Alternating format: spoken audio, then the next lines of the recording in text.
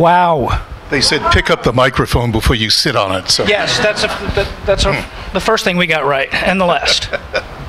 I just want to get a picture. Everybody lean in.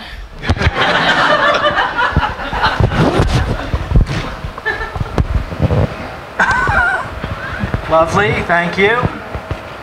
All right, drive safely, everybody. Tomorrow, Ken and I are going to Rwanda on a film project. I'm having what? Wait, what? Yeah, we are.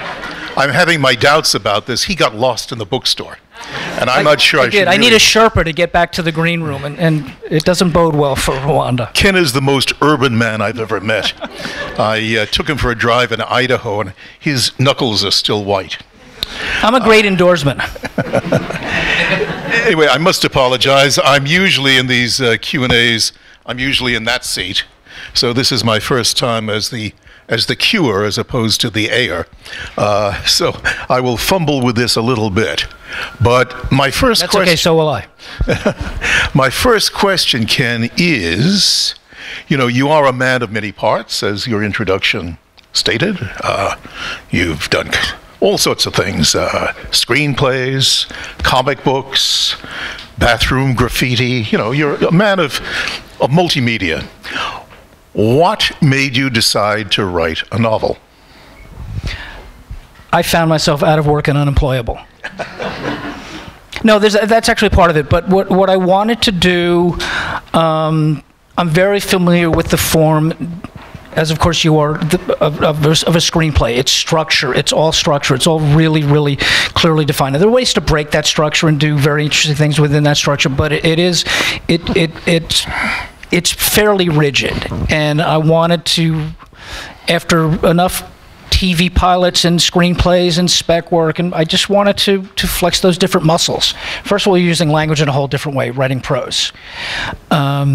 And second of all, you're not so beholden to that kind of structure, to the act breaks and the turns, and even like my inciting incident happens before page 1. If this were a movie, you'd follow this guy for 8 or 10 minutes or 10 pages, and he'd be awesome or he'd be a prick, and then this bad thing would happen to him, and then he would have to redeem himself. And well, it happens on page 1, and you sort of never see this guy before the accident, which is something you'd never do in a screenplay. And it's not very plotty. The plot, as such as it is, kicks in very late in the book. So it's just a way to explore, characters given this very strange circumstance. I see that you have all of your limbs. So why... Well, keenly observed, David. Yeah, and I did realize as I read the book that Amped was not a handbook of young electricians. Why did you choose this as the focal point of your lead character? What drew you to write about a man who has lost a limb? I don't think I knew, and Amanda heard this before, I don't think I knew until I was done or almost done. It took a very long time to realize what I'm writing about is somebody who feels suddenly diminished. And it doesn't have to be an arm. Could have been, you lose a job, you lose a loved one, you get divorced. And it's about very suddenly not being the person that you're used to being, and what happens then. And then being... just having a weird sixth sense of humor, I figured, well, let's make this funny. And so, we've seen a lot of fiction and films where somebody is forced to go home and take care of an ailing parent, like an adult, but in this case, he's forced to go home and be taken care of by his dad all over again, which has got to be humiliating. And so I made it humiliating, but I think I also made it funny. Right, so if I were, again, to rephrase that question and say, what is this novel inherently about? You promised easier questions, David. Well, what's my favorite donut? No, this is my revenge. Okay. This is how I get back from, That's it, I'm leaving. What is the novel about? I don't need to know the plot, because that we can get from reading it. But to you, I think you've almost, you've told us a great degree, but I'd like you to expand upon that. Why do you think it was important for you to tell this particular story? Because I just turned 50 and was feeling suddenly diminished and not the person I used to be. Yeah, no, I think there was a lot of that. And again, completely unaware. And I don't even remember when I started it or when I got on this sort of track. And then I do remember that when I started writing about it, what I had to do a lot of was walk around the house with one arm tied behind my back, to experience what that was like. Not that I could begin to approximate that disability for somebody, but just to even just find those moments. Oh, the guy can't brush his teeth, shampoo his hair, put on pants, open his glasses, just all those things that would be incredibly hard, screw the lid off a jar. And so, and again, being a comedy writer, I find that's where I find the humor in those things and those circumstances. Also, in back to your first question about why a novel, and not a screenplay, in movies are all about somebody transcending a terrible circumstance. A bad thing happens and they're going to overcome it, and at the end everything's going to be fine. I don't believe that to be true. I believe that when a bad thing happens, mostly you take it badly. Most people don't overcome, which is why the people who do are exceptional. There's a chapter in the book called Exceptionals, and it's about, as I put it, Randy fucking Pausch, who is a man who suffered this terrible setback and became this great inspiration. Well, the reason why he's inspirational is because he's the exception. I think most of us suffer this terrible thing and would not come out the other end. God knows I wouldn't.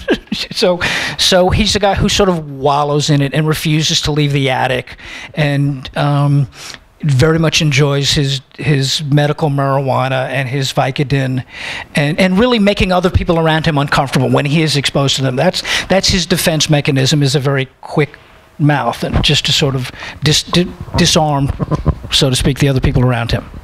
No, I quite understand that. I had the great pleasure of meeting a few years ago a young man who, at age 12, suddenly went blind, and he has climbed Mount Everest. Okay, I get a hangnail. That's crazy. I get a hangnail, and I go to pieces. You also preempted my next question, partly to a degree. I was going to ask you, how much research did you do of what the loss of a limb does to you physically? How do you deal with it? How does it affect your life? I didn't do as much as I should have, and there's an awful lot. This is a work of fiction, so there's an awful lot of stuff in here that I just made it up. There's a once the plot kicks in, there is a subplot about the blue paddle snout, the endangered blue paddle snout sturgeon, which I just made up. There's no such fish. And similarly, I did not want to. I could have gone and talked to people who have suffered this. This kind of thing, and I didn't want to. I really just sort of wanted to make it up and filter it through my own, brain, and so not know too much of it. I do some work with veterans in LA. I mentor a veterans group and teach them how to write and how to write about their experience, and they've been actually very supportive, and they want me to come speak at the VA because there are a lot of veterans suffering from lost limbs, and I did express my trepidation. I don't want anyone to think I'm making fun of them, but they all handle it with incredible humor and dark humor and just pitch black. But so I could have spoken to people. I could have said, "What's it like?" But then I almost think that sends me down a path that I can't sort of unknow. Similarly, so David and I are writing this script about Rwanda. It's very specific to Rwanda. We did our first draft without going to Rwanda because then we could use our imagination. Once we see it, we can't make it up. We can't unimagine it. And so I think it was similar. It was just like I didn't want to talk to people and figure out, because then that would send me down a path, and I just wanted to choose my own path. Yeah, but now we're going to Rwanda to see what it's really like. Well, maybe you are. I forgot my passport. Interestingly enough, before coming down here, I was at a friend's house spending some time, and I was explaining to him what I was about to do and what your novel was about, and he had a dear friend who lost an arm.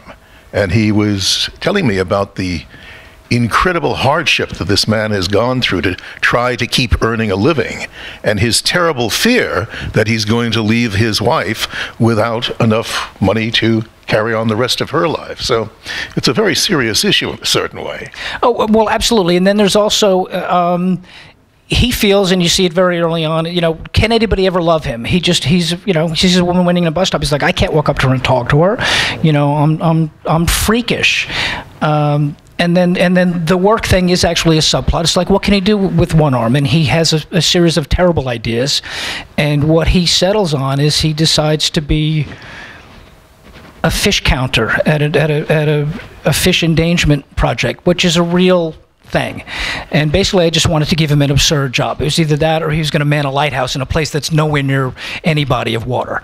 And I settled on fish counter. And long story short, dam projects tend to endanger the natural fish in those rivers.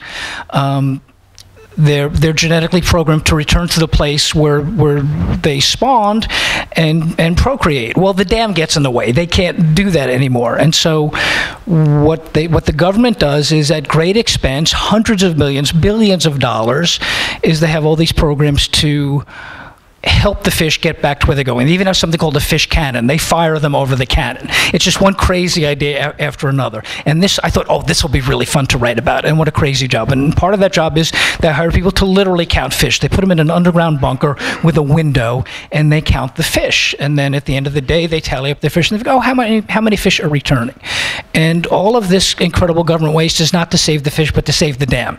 Because if the fish literally move from endangered to danger of extinction, they have to tear down the dam, and they don't want to tear down the dam. So that's the job I gave my protagonist. You resisted the impulse to make him a one-armed paper hanger. One-armed paper hanger, yeah. Yes. Okay. And in one of the lists is things I can't do with one, there are lists that punctuate the chapters, things I can't do with one arm, jobs I can't hold with one arm, things like that.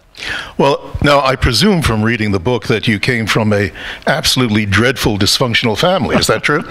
Is anybody here, my family here? I had to do this in LA with my dad and my sister in front of me. I was like, tell me about the sister, she's horrible. God, Dad seems like a mental case. And so I had to say, no, they're normal people, and it's fiction. Again, it's fiction, so I'm not writing about my family at all. And the mother especially, my mom, a very sweet woman, and Mom here is just this stoic Zen, very distant, penurious in her love, as I put it. And it's more fun to write about people who you don't know than it is to write about people you know. Well, especially if you have to see them again. There's a wonderful scene in the novel. The parents are divorced, but the wife, the mom, comes home, and she and the ex-husband have sex. They're still having sex, yes. They're still having sex, and the hero is appalled. And I thought that was wonderful because it captured the way we all feel about our parents having sex. Yes, he said, this couldn't have been more humiliating if I was 11 years old and suddenly stumbled on Dad thrusting himself into Mommy. Yeah. All right. And that part is true. What's a good question to follow that up? Let's get technical. All done here. Let's get technical. Did you write from the get-go, or did you experiment with how you were going to write it first-person narrative? You chose first-person narrative as opposed to third-person or omnipresent or the unreliable witness. Was that an instant choice, why was that? I think it was. I want you to be in this guy's head. If you're outside of him making the observation, I don't think you understand the character as well. I don't think you get him as well. You certainly won't get his sense of humor. I think being in his head lets you suffer along with him and really feel it. And it's also first-person present tense, which is kind of unusual. You're feeling the immediacy of everything he's feeling and everything he's doing, every thought he's having as he's having it. And that just seemed a good choice. And actually another difference between that and writing a screenplay is, you can be in his head without using voiceover. And I didn't write a lot of dialogue because, again, I didn't want to write a screenplay. So there's a lot of prose, and I did get notes from my editor, April, and it was a good note. And Mitchell, my agent, too, they were like, we want more dialogue. It's like, but I don't want to write a screenplay. It's like, the dialogue is really very funny, and just give us more of it. And so I did go back, and whole scenes were rewritten to include more dialogue, and I think that was a good choice. Can we expand upon something you just touched on, which is the difference between writing a novel or writing for film and TV? It's different. How different? Again, you get to use language, and it's not even that, you have to be smarter to write a book than to write a screenplay or a TV show. It's you're making choices every step of the way. If I'm writing a pilot or if I'm writing a screenplay, I'm not, especially in a TV show, I'm not making a lot of choices. It's all dialogue. Even in a screenplay, it's action and dialogue. That's it, They walk in the room, it looks like this, and then people start talking. So you're not making the same choices about what to include and where you are and what the language is. And the language, I think, is much more fun. It was so much fun to write prose and to write those big, when you send out a script, so basically dialogue comes down the middle of the page and action goes across in these big blocks, and executives turn the page, and if they see those big blocks, it's like, oh God, and they just turn the page. They won't read it. So, and there are people here, Neil Madnick, who won't read the book because it has too many words. But it's fun to write those kind of big, dense passages. That's why I don't write novels. It's too many words. It's too many words. There weren't enough words when I turned it in, by the way. I think it was like I hit 50,000 words, like, done. And everybody, my agent said, yeah, can you write more? And then April said, yeah, you need to write more. And I was like, well, Gatsby's only 40,000 words. And But you know, Ken, that Mr. Mozart was accused of having too many notes. No, actually, it's funny. Boy, do I get a lot of notes in film and television.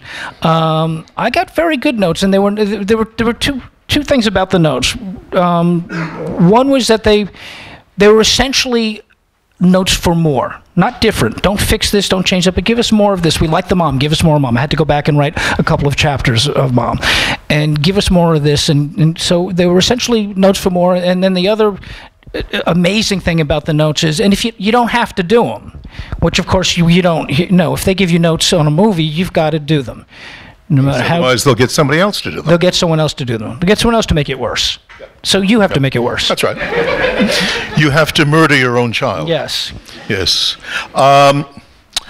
There's some wonderful characters in your novel. One of them that I was particularly enamored by was Sunny Lee, who is a kind of a Chinese weather lady, but she comes up with all sorts of strange pieces of information to make your life better. She's a wonderful character. Is she based on a real radio personality that you've heard? Yes, she is. And if you live in LA, she's a radio personality called Sandra Lowe, and she's and I used to hear her every morning on the radio, and she does these little 90-second interstitials. They're very they're science oriented, and they're whimsical, and they're funny, and they're cute, and she's got this great voice, and I think I fell a little bit in love with her when I first moved to LA and used to listen to her in my car. And so I wanted to give Aaron this. It seemed, as a guy who thinks no one can ever love me again, which by the way doesn't stop him from pursuing women. He actually has some pretty solid conquests in here. He falls in love with the voice on the radio, which is just another bad choice. He makes a lot of bad choices, and I just thought that was an interesting, fun thing to do. And by the way, all these silly ideas, these flights of fancy. Dad was an Olympic biathlete. I didn't have any way to pay them off. I didn't, when you outline a lot more than I do when you write a screenplay, so you don't paint yourself into a corner. I would just be like, Dad's an Olympic biathlete, and I have no idea what's there's a time change of 1 hour, and I have no idea. And then later, I found ways to pay that off in a way that somebody told me, it's like, wow, that was brilliant, the way you slayed the seeds there and paid her. It was like, and of course I don't challenge him on that assumption. Yeah, I guess that was pretty smart. But an awful lot of this, I write more on impulse, and then, you know, go back and clean it up later or not. And so an awful lot of this, even Sandra Lowe on the radio, I might have heard her in my car radio and just thought, oh yeah, I'm just going to put her in the book. And then you just sort of see how it all shakes out later. Well, you have insisted, and I find your insistence dubious, that this is not based on your family, but we'll accept that with a grain of salt. But how much of Aaron is based on you? Well, I would say none, but just tonight, people say, yeah, I can't stop reading this without seeing you, and it's like, oh, so I'm an asshole, basically, because, so I guess that's what I'm stuck with. I can be a little snarky and sarcastic, and I guess there's that aspect of it, and I do. No. You be quiet. You know, it's just more fun to write a character who we always wish we have the snappy comeback, and that's hard. And so let me write somebody who can constantly do that. And again, and it's not a gratuitous thing. This is his way to keep people off balance. This is a way to stop anybody who's challenging him to clean up his act. And you know, I mean, you're watching a slow motion car crash, and everybody around him knows it but him. And so this is his way to just keep people off with this verbal jousting. One of the strange things about these type of Q&As is that usually it's with people who haven't had a chance to read the book because it's just come out. So you're hearing us talk about something that you have not read, which is kind of a strange way of going about it. And I'm going to read the ending later, so I'll save you all, so you don't have to read it at all. I'll just tell you what happens. By the way, are we going to do a Q&A? Are we going to do questions from the... I'm going to read a passage, and then we'll do a Q&A. And sure. And then we do a tap dance? And, well, we're going to do that tumbling gymnastics thing on the way out. Very, very good. That's when everything falls out of my pockets.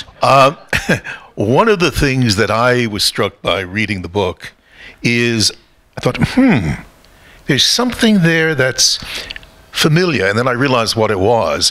It reminded me a lot of early Thomas Pynchon. A little bit V. Very high praise. And it's not, well, and it's not just because you have an alligator in yours.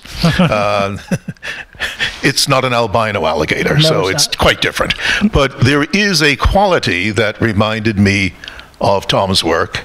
You're writing about a reality, as he does, but it's not quite a reality. It's reality on a tilt.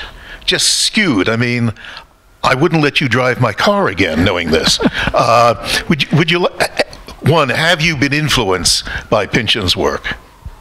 No, but you're absolutely right. There's a heightened absurdity here, and so I want it to feel real. I mean, I'm not writing science fiction. I'm not writing the Da Vinci Code. This is not a high concept.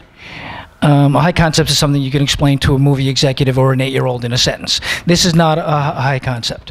So I thought it needed, I want it to feel real, but there's that little heightened level of absurdity. You know, the guy's got an alligator living in a bathtub. You know, dad's, you know, without giving too much away, there are things that happen with the father that's like, oh, that's just crazy. We did never do that to a disabled person.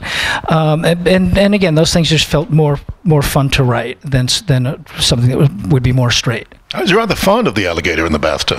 I've gotten a lot of, first of all, I've gotten so much, I've got people telling me, oh, I missed the alligator in the bathtub, or I finished the book and I kept looking for the alligator in the bathtub. And to me, the alligator in the bathtub was such a minor thing that I was surprised to see. Where's April? I was surprised to see it on the cover. It's like, why is there a sea serpent? Why is there an alligator on the cover? But I love my cover, by the way. I do. And then the alligator is very prominently on the German version of the cover, and I guess I unwittingly created a very rich alligator character. Wait till we go to Rwanda, we'll show you a real alligator. No, I'm staying indoors. Ken, I mean, I've known you for about 3 years now, and we've worked together on a couple of projects.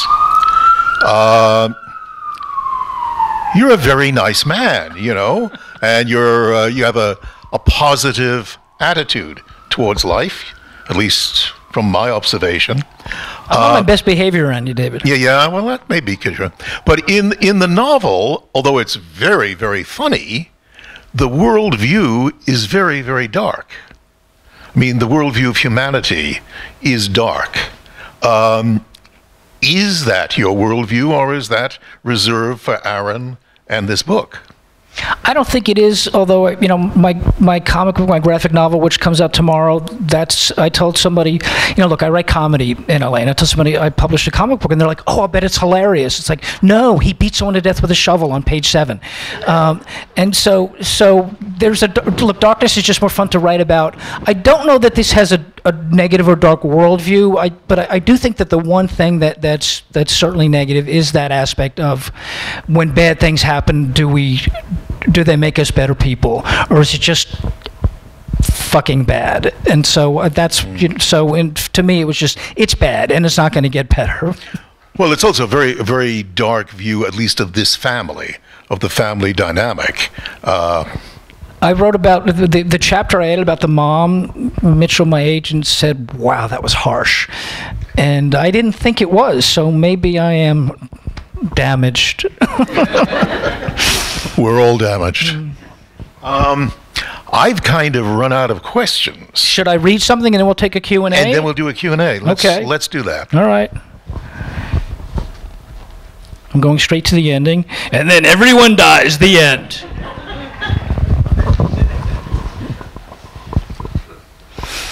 All right, so this is very early on in the book. I don't want to give away too much about where it's headed, but basically he has had this accident. He wakes up, he's a one-armed man, and he's forced to return home to the house where he, you know, spent his boyhood, and they converted the attic for him to live in, and that's where he spends most of his time and doesn't like to go out in public for obvious reasons.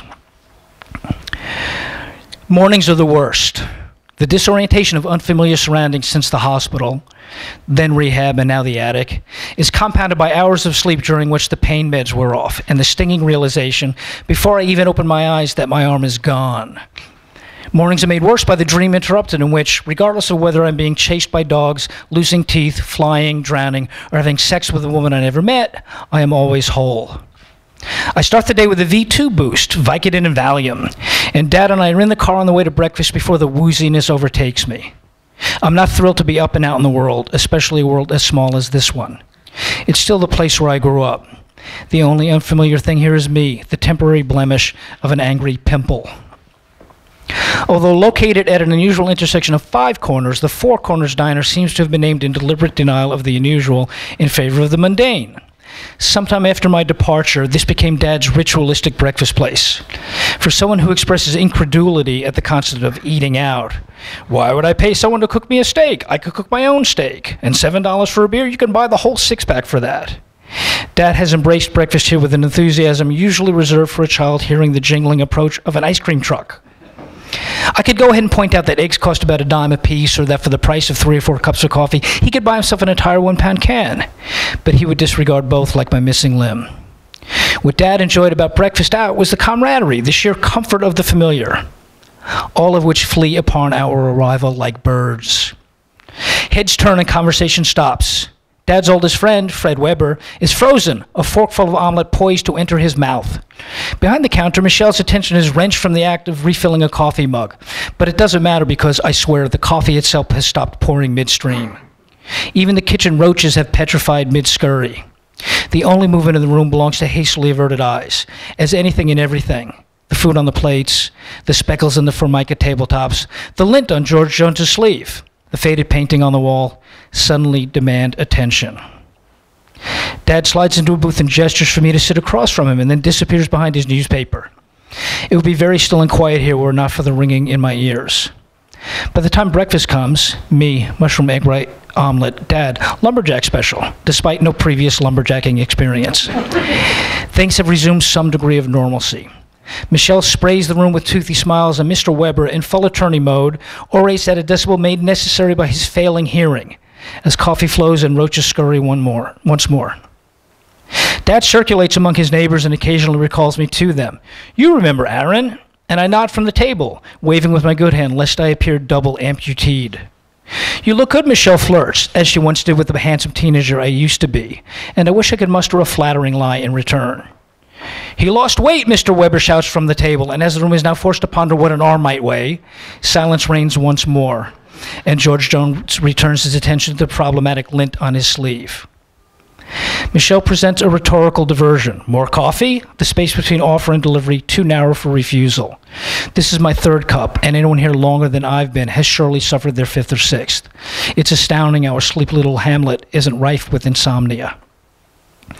Dad slips into the booth across from me. How is that omelet? Well, you know, you can't make one without breaking a few eggs.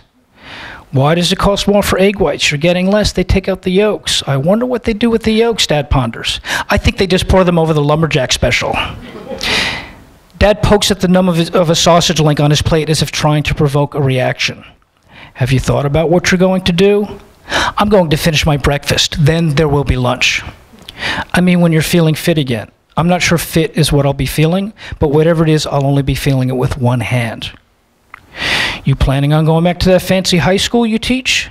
He asks as the sausage squirms away from his fork. It's not fancy, I deflect Dad's notion. We have the same challenges any high school faces in trying to prepare kids for a future in a hazardous world. We're like NASA, training astronauts for a mission to Mars that we know can only end badly.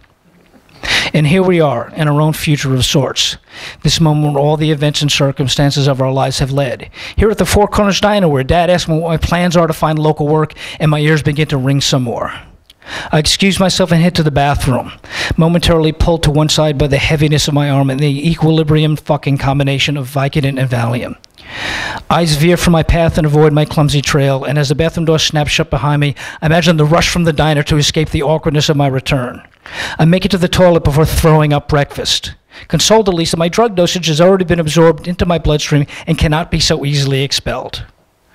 I stare at my own face in the mirror, still boyishly handsome enough for Michelle, with haunted eyes that tell me not to go back out there to face Dad and his hopes for my future, or the other diners and their discomfort, or Michelle's bottomless fucking pot of heart-palpitating cheeriness.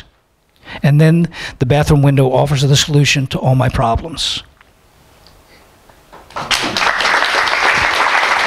Thank you.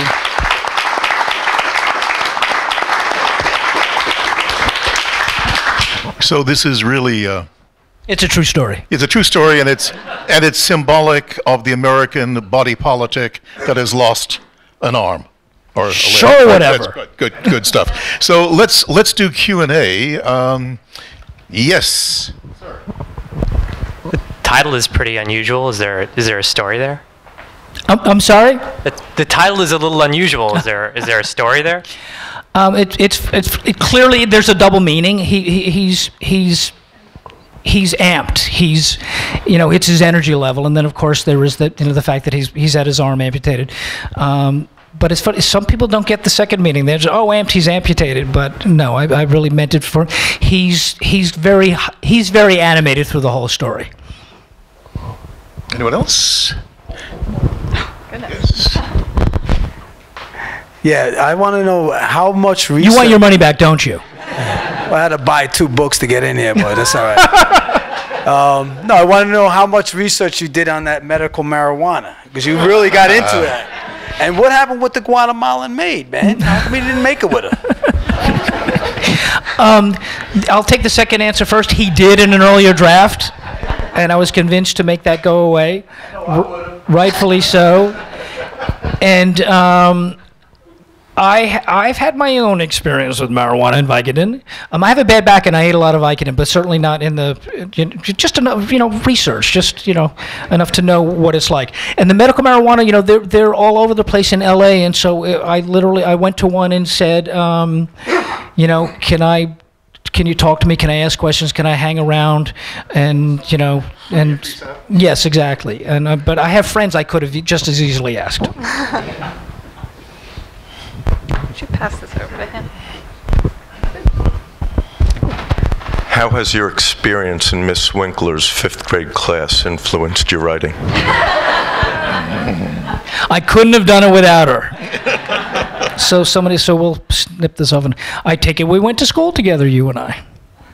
You got it, Ken. Yes, back in 5th grade. I think she'd be very impressed because I'm not sure I did a very good job of reading any material she would have given me in the 5th grade. The fact that I might have written a book would, I think, astonish her.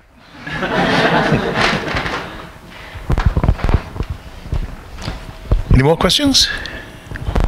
Sir. What is the German title of it? Oh man, I wish I could. I wish I knew it, and I've got to have it. So we sold the book rights in Germany, and of course I knew they would never use amped, but they changed it to. It translates to the one-armed man, the alligator, and the sunny side of life. But of course, in German, there's Forschunglich, Schlerning, and there's Untersuchungen, and it's just like. And then I was convinced they like long titles in Europe, and who am I to argue? Ken, when you first set out to write the book, what came to you first? The character, the story, and then how did you take it from there? Character. And just a little bit of that theme, just a little bit of that, let's do something bad to this character. Writers are sadists. Let's do something bad to this character and see him struggle with that. Story came as I was writing. Story evolved. Like I said, I tend to write impulsively, and things happen for better or worse. And if I'm lucky, they add up to something, and I get to pay that off. But it was very much the character. Will this be your first book, Neil, that you're about to read? What is your favorite word? Penurious. My first fiction. Since Harry Potter.